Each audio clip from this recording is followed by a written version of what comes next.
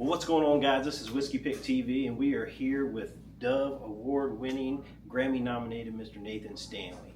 And he's been so nice to come in and sit and talk with us, and we're going to talk about bluegrass and just music in general. So, Nathan, thank you so much. My pleasure, David. Thank you for having me. Absolutely. So, how'd the show go last night? We're here at the Drum and Strum in Warrenton. Man, it really went wonderful. Yeah. The crowd was great, and this venue is just completely amazing, and the people are even better.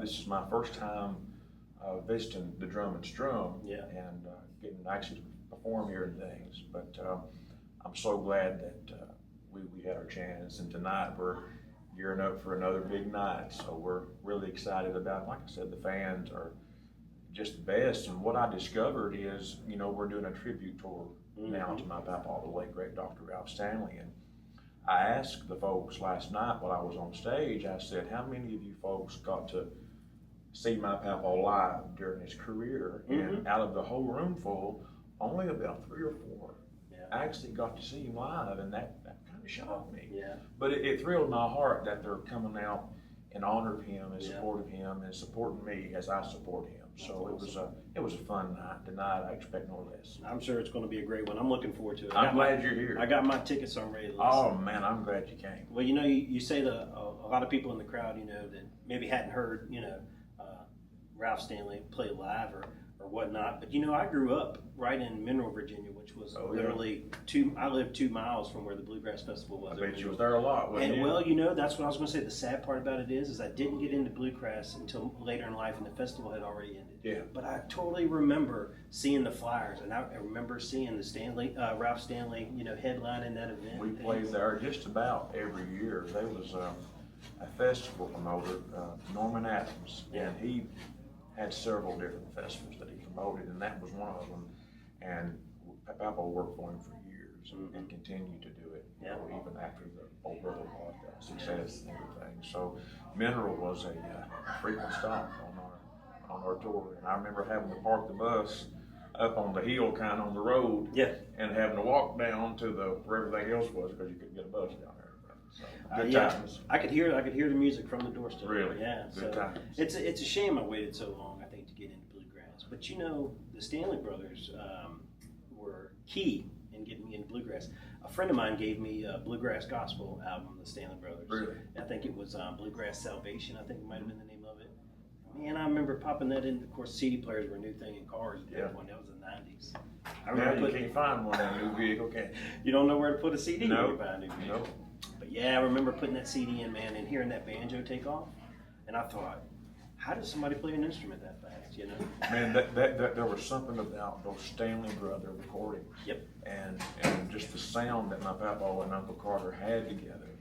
I guess people call it that brotherly family harmony, that blood kin. Yeah. The high lonesome sound is kind of what they created. And, Bill Monroe, the father of bluegrass music, or rightfully so, formed the music, pretty much got its start, as people claim, on the Ryman Auditorium stage in 1945. Well, the Stanley Brothers were the second band to follow Bill Monroe. They started in October of 1946. And then in 1948, you had Flatt and Scruggs form, Flatt and Scruggs and the Funky Mountain Boys. Yeah, and those were some, there's still some recordings floating around of all that. And I hear stories about people saying, how they would sneak in just to catch glimpses of those people playing there. Oh man, wouldn't you love to? It's so funny. I play in bluegrass jams, and I hear a lot of the people say, when I first was learning bluegrass music, of course I didn't grow up listening to it, so I had to catch up to it. Right. And they would tell me about all these shows that they had went and seen, because I played with a lot of older people, and they got to see some of these greats. That would have been awesome. It would have been. It really would. Well, I got to stand beside Papa for a long time. Of course, I started traveling with him as a little boy. But especially in those later years, of course, him being my papa and everything, it was a different situation. But if I looked at him from just an artist standpoint, and a singer standpoint, I was standing beside one of the founding fathers of an entire genre that people love. And Ralph Stanley music and Stanley Brothers, because of Ralph Stanley. Because if my papa would have not pressed on and went on, I don't think the Stanley Brothers would have been remembered as much as they are. Yeah. Because it took my papa, because my papa took this music way beyond what the Stanley Brothers did, Mm-hmm. and thanks to old brother Warrenton Va. Yeah. But Carter Stanley was probably the greatest songwriter in all of bluegrass music. I mean, he wrote songs about real life, and Bill Monroe called Carter the best natural lead singer for bluegrass, and you can't argue with him there. Yeah. So this, you can take a Bill Monroe recording or a Flat and Scruggs recording, but if you take a Stanley Brother recording or a Ralph Stanley recording, you can immediately tell the difference by the singing. It's just a complete difference. Yeah. They really had a like you say, that family harmony. Yeah. And it was just something special about it, just sitting and listening to it, and it really was. So I remember that album, Oh Brother We're Off There, when they came out, of course the movie and everything.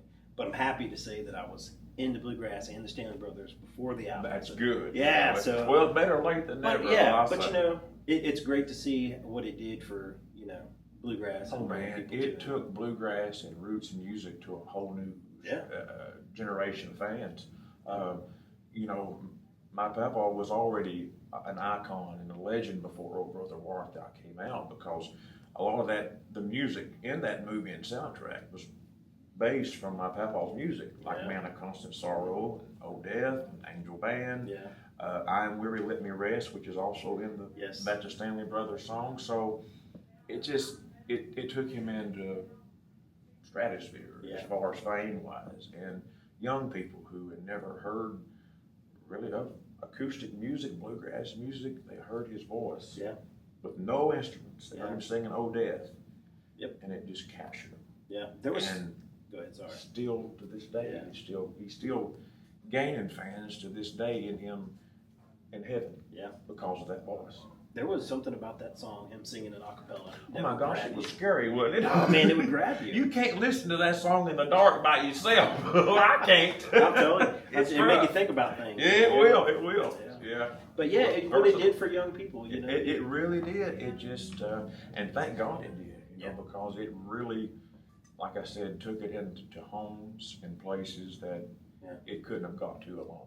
Yeah, and it shaped me as an artist. I mean, I like all different kinds of bluegrass. I like to play and write different kinds of bluegrass, but there's something about some of the old stuff that just really rings home, the simplicity of it in a way, but there's just something about it that just hits home and touches in a way that maybe some of the stuff coming out today not quite does, Right.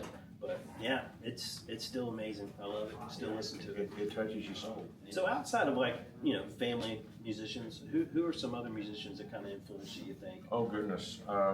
Besides my papa and Uncle Carter, folks like George Jones, Dolly Parton, love their stuff.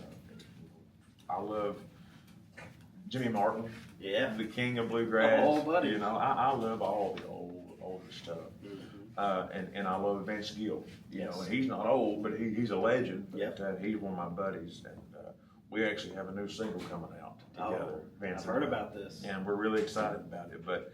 And folks like Gene Watson, who I have got to work with a lot of shows with, and can call my friend, and that right there has been.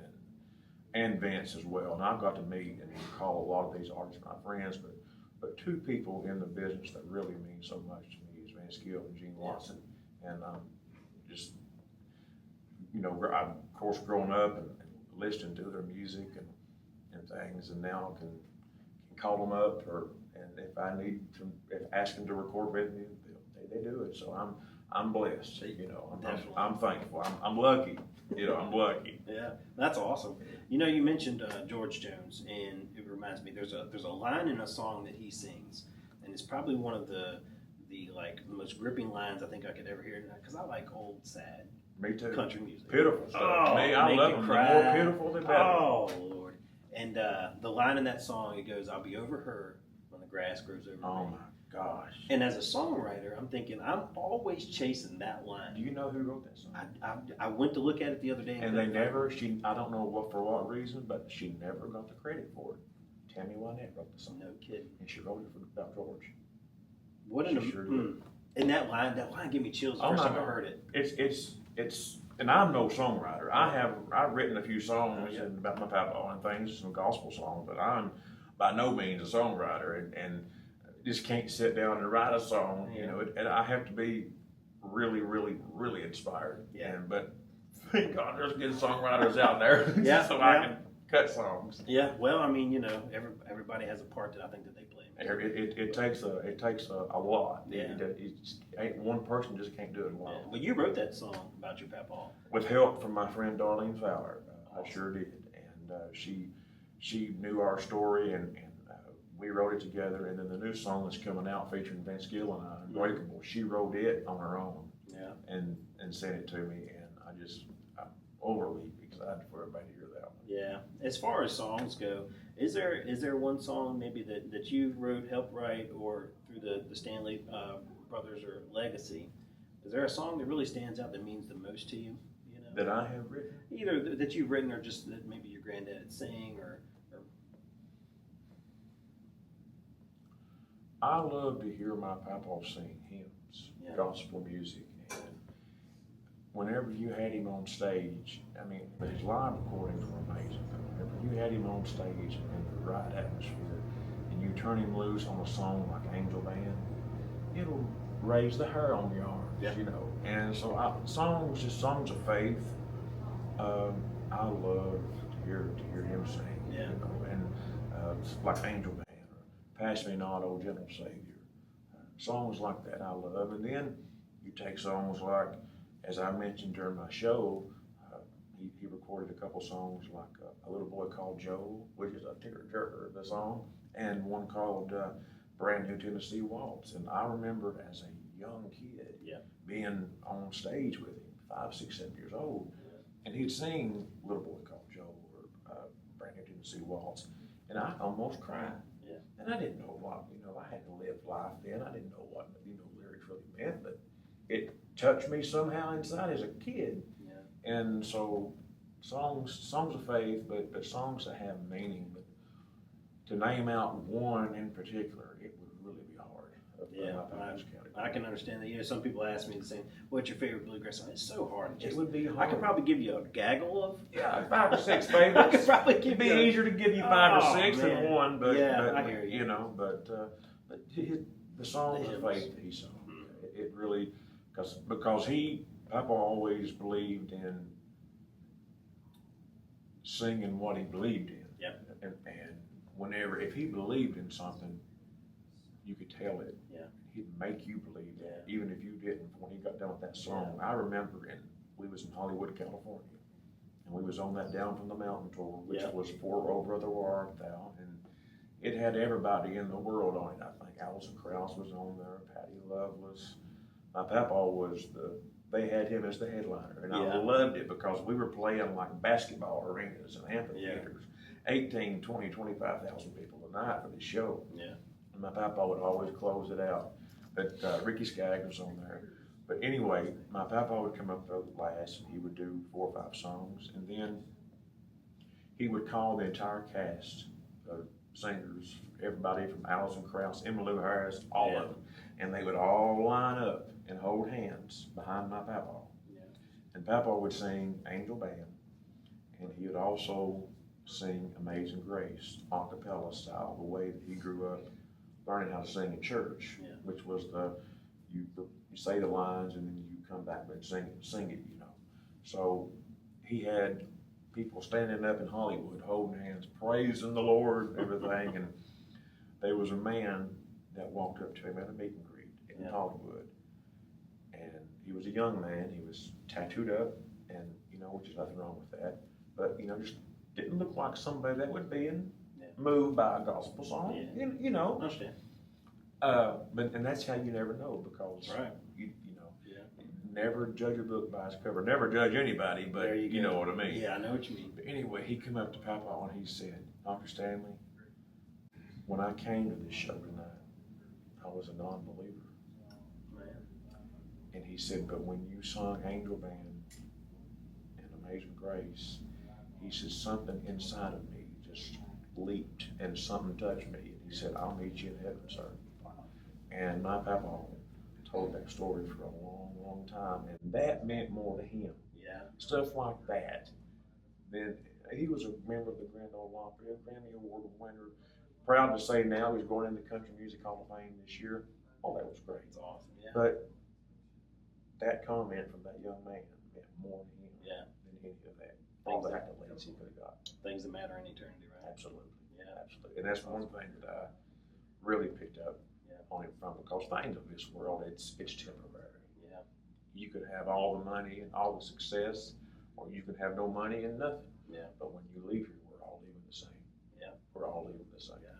Well, you know, like the gospel songs, like I say, they're definitely a special part of the Stanley Brothers. I believe Scarlet Purple Robe was one of my favorites. Yes. Listening to them do that song, oh my goodness. I believe that was on their King recordings, Okay. and that was done in Cincinnati, Ohio.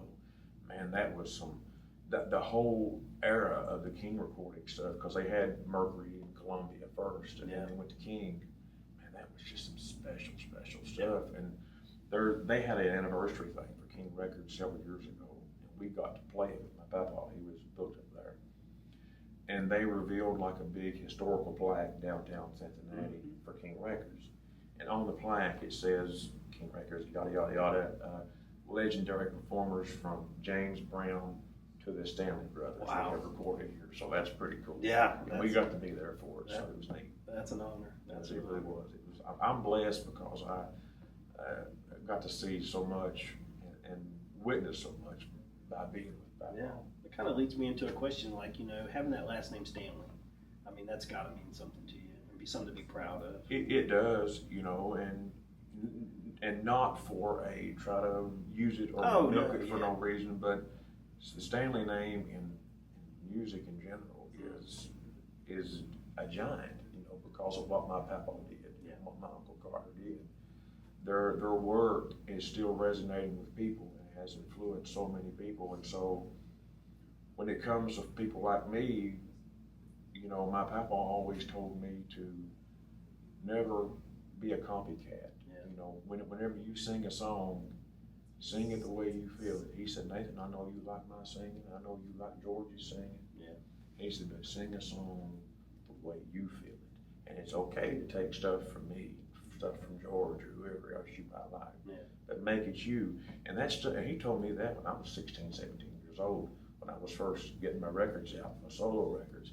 And that stuck with me, and it still has been there. So when I sing, a lot of folks have commented and say that I remind them or sound like Papa. Yeah. And that's an honor for me. It really is. I appreciate it, and that's something I guess I don't try, you know, because I just sing a song how he told me, the way I feel it.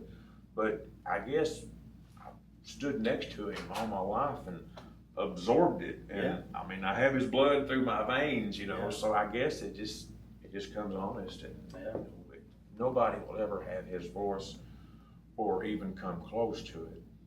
But just being able to represent him in my way and carry on his legacy with my own way. And, you know, there's room for more than one, and just let the music speak for itself. Yeah. You know, when we're talking about, you saying being on stage with him, and of course I have a bluegrass band, and I had a friend that taught me a lot about showmanship and, like, you know, performing and entertaining, because that was a whole part of having a band I didn't know. I thought, you know, you rehearse your songs, you get up there and play, but there's a whole other part to entertaining people that I don't think a lot of musicians think about till they're on stage. Right. There's a lot to think about while you're up there. It really is. Do you feel like, you know, being on stage, you know, with your papa and being able to see through the years those things, did you take a lot from him as far as showmanship? If it wasn't for Papa, I always say I owe the good Lord and my Papa everything, because I learned. I mean, what I know is what I learned from my Papa. Yeah. You know, so good or bad, blame him. You know, but no, he. You know, when Carter and my Papa traveled together, and my Papa told this, Carter was always the front man. He always did the talking on the show and kind of led the show. And Papa was more shy, more bashful, you know, quiet. But Papa was the businessman. Well, when before Carter passed away, Papa said it's almost like Carter knew that something was going to happen, because he would just all of a sudden leave the stage with nothing, saying nothing, and my Papa would have to step up, start talking to the crowd. And so that developed him. But in all honesty, my Papa, he would rather sing and let somebody else run the show. I mean, he did not like having doing all the talking and stuff. He did it for years. And then when he got up a little bit in age, you know, he asked me to run the show for him and do it. And we did everything as with his wishes and the way he wanted it. And all he had to do was show up, sing, get back on the bus. But he loved his fans. And even though there was times that he might not have been physically really able to go do it, he went and did it because of his love for his music, his love for being on the stage, and his love for his fans. Yeah. Because if he was home sitting, he would honestly get bored. Yeah. I mean, if he was home more than 2 weeks, look out. You know, why ain't we booked somewhere? And here I, you know, have to scramble and get something real quick for us, you know. But he just loved to be on stage, and even to the point, you know, folks like Ralph Stanley and Earl Scruggs, and they're at the end of their final chapter of their career, it wasn't about the money. Yeah. I mean, they made good money, and they deserved to, but they didn't do it for the money. They did it for the love of it. Yeah. You know, it was about, because my Papa at this time had been on the road for 70 years. That's all he had known. Yeah. That's all he wanted to do. Yeah. And if you can make a living at it and make good money doing it, yeah, that's a blessing. But in the end, it wasn't about the money. But even though he did well, he just wanted to sing. Yeah, he just wanted to sing. Yeah. Just what's in his heart. That's all he wanted to do was sing. That's where he was happy. And as long as I was right next to him and assured him it was going to be all right, and because I kind of introduced the band, because he always wanted to feature his band members and give everybody a chance to shine. Because he always believed in treating people well and letting his band, because the band members is just as important part as you are. Yeah. You know, a lot of people might not think that, but you know, if you don't have a good band or band members behind you, you don't have nothing. Yeah. You get up there by yourself and do it, but it ain't gonna sound too good. So you gotta treat your band members good. That's right. That's right. So I know a lot of people love to talk about, you know, the music, the type of music that you do, the Stanley Brothers type of music and things. But I think sometimes as a fan, I kind of want to know, like, behind the scenes, like, what was it like, you know, like growing up and being with your papa when you're not on the road, when the music wasn't happening? Like, what was that like? He was just plain and simple, he was just a country fella. He was just a country boy at heart. Yeah. As long as he could and was able, he loved to farm. Yeah. He kept a farm, kept cattle, kept horses, dogs, and just baled hay and just loved the garden and loved trading cars. And so, but a typical day for us is me and him would always go to the grocery store together. Mm-hmm. And he always did the grocery store shopping. You know, some folks, most of the time the women would do it, but Papa went and did it. I heard he was a cook. He was a wonderful cook. Lord, he could cook some chicken and dumplings that make your tongue slap your eyeballs out. It was so good, and I've never had none any better since. Yeah. He was a great cook. My mama was too. Yeah. But when my great grandmother, Lucy, my papa's mom, you know, their daddy left when they were young, and so my papa became really protective over his mama. Carter was too, but Papa more so about what I've been told and what I've you know, kept read and things. My papa would cook for her, help her cook, and if you look at pictures of my great grandmother Lucy and my papa, especially when she got older, they look just a lot. And so he learned to cook from her. Yeah. She fed them boys, you know. And then, but when Papa and Carter made it on radio and made it in the business, he took care of their mama. Yeah. Papa remained taking care of his mama until she passed away. Yeah. Well, I don't know if your family was kind of like ours. So my mom loved to take home movies, pictures, and all that. Is there photographs laying around there at the house? There's a lot of photographs. Albums, behind the scenes type A stuff. lot of photographs Wow. from back in the Stanley brother days, from back on the farm with my mama Lucy, and in the kitchen cooking, as I was talking about. Pictures there that document a lot of history from the time that you could take pictures, I guess, and have them documented throughout. That would be amazing. It's amazing what they have there. Yeah. And was he a collector of memorabilia, like from their history, like the Stanley Brothers type stuff, or he kept important things. Important He wasn't stuff. no avid, yeah, the awards and things like that. And he had a lot of the records, original records and stuff, and some suits and but he wasn't an avid hoarder on the things. but the important thing. This is the important stuff. Yeah, he, his career, like I said, his career, was really important to him. But what he could do for somebody and what his music could do for somebody was more important to him than everything else. That's something you can't collect right there. No. So he knew his work touched millions of people. Yeah. As far as I know you end up playing a lot of music as a musician. And it ends up taking over, seems like a lot of your life, seems like what you do all the time. But outside of music, what is it something that means a lot to you that you like to do? What is something you enjoy? Something I like to enjoy. I like I like going fishing sometimes. And I'm a movie buff. I love going to movies. Yeah. Oh yeah, bring them on. I love it. I love it. And just stuff like that. I mean, I'm no big. It ain't no big excitement when I'm off the road. I just take it day by day, and if something hits me that I want to do, I do it. But all the time trying to work on and come up with ideas, to further your career and do things. So, but just on a regular day, I enjoy doing what everybody else loves to do. I do hear you're an animal lover. Oh my goodness, I love animals. Yeah. Now, I am an avid animal lover. I had a little baby boy, Prince. Yeah. I had him for 12 years. And he traveled with me everywhere that I went. Really? He went on the Grand Ole Opry. He would, if he'd have been here tonight, he'd be on stage with me. He's just a little old feller. And he loved going bye-bye, what he knew, And I lost him to cancer a couple months ago. And man, that just took something out of me because, oh my gosh, it was for a long time. It was just me and him. Yep. And it's still lonely going into hotel rooms and stuff by yourself because he was always there with me. And I always say that if a human being can get grace and can get mercy and can enter into heaven one day,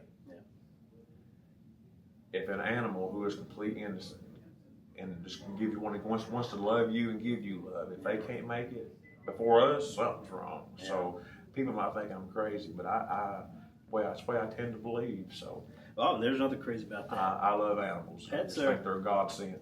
Yeah, pets are a part of a family. Oh my goodness, because they help so many people. I mean, they've helped people from committing suicide to everything. They're comfort. Just because their comfort and their pure, innocent love, and there's nothing that compares to it because it's just innocence. Yeah. And I loved Prince just like a child. I said I couldn't love him no more if he shared my DNA and had my last name. We have a boxer named Bella, and she's turning 13. Oh. And like you say, she's a part of me. Yeah. And it's gonna hurt. I know it's coming soon, but it's gonna don't hurt. think about it. I know. But enjoy the time you have. Absolutely. But there's nothing like our pets. Yeah. But as I feel, and like I say, people might think I'm crazy, but they've been saying worse about me. I do believe our pets will be with us one day because God knows how much they meant to us. And like I say, if we can get grace and mercy, and they're innocent, more deserving than us, I think we'll be there. So when people think back on the Stanley legacy, maybe 100 years from now, what part do you want to make sure that you contribute to that? Like what part do you want people to stand out and be like, this is what Nathan added to that legacy of the Stanley Brothers? I hope that they say Nathan loved his papa, honored his papa with every breath that he took, but also added his own thing, his own styling to the Stanley style. That I've honored him, and I have honored and not in some way hurt the dignity of my last name, because my last name, my family, my papa, Grandpa Carter, is so respected in the music industry. So you have to uphold yourself. Yeah. But you have to be real with people. And people can point out on realness, and they can point out on fakeness. Yeah. And if you're real with them, you'll go a lot further. Whether it's good or bad, be real with people. And I hope I'm remembered for always telling the truth and always speaking up for what I believe in. Because a lot of people can sit back and be silent, but if you have things that you believe in and things that you mean something to you, I think you should be able to advocate for it. Yeah. So I hope that in all overall they say, "Oh, Nathan, he wasn't that bad." I'll be tickled to death if they say that. I got a feeling they're going to say better things about you than they will me when I leave this. No, I don't know about that. Well, but I think you're doing a great job carrying on the Stanley name and honoring the music that was so influential to so many people, not just in bluegrass, just across the music genre in general, any genre that is. But I appreciate you taking the time, Nathan. Thank you so much. Thank you for asking me to be a part of it. Absolutely. Hope to do it again with you. Yeah. So thanks for hanging out with Whiskey Pick TV. This is Mr. Nathan Stanley, Grammy nominee, Dove Award winner, grandson of Dr. Ralph Stanley. So we appreciate you taking a listen, and like, share, subscribe, and follow us.